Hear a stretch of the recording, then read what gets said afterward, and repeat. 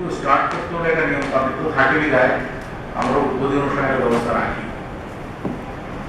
প্রকৃতপক্ষে কাজকেই আমরা বড় আকারে মূল্যায়ন করি এবং কাজকে বড় আকারে মূল্যায়ন করে বিদায় আমরা সবসময় কাজের বিষয়ে আলোচনা করি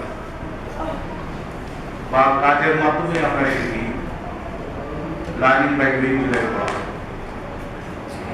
আমি আনুষ্ঠানিক বক্তৃতা নয়, আমি পারস্পরিক শিক্ষণ কর্মসূচির বিষয়টা কি এই বিষয়ে একটু আলোচনা করতে চাই।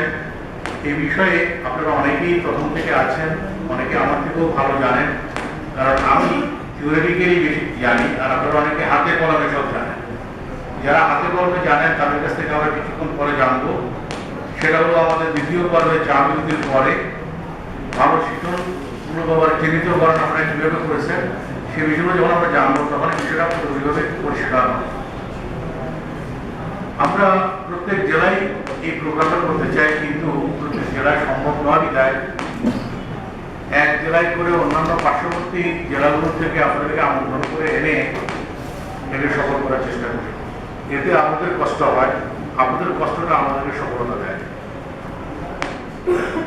আপনারা কষ্ট করে এসেছেন এই জন্য আপনাদের সকলকে ধন্যবাদ। আমরা পারস্পরিক শিক্ষণ কর্মসূচি বিষয়টাতে এটা কিভাবে এসছে সে বিষয়ে যদি আলোচনা করতে চাই তাহলে বলতে পারি এভাবে।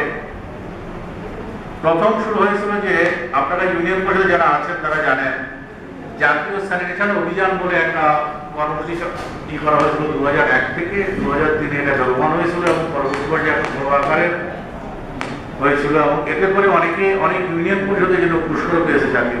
আপনারা জানেন কিনা এটা?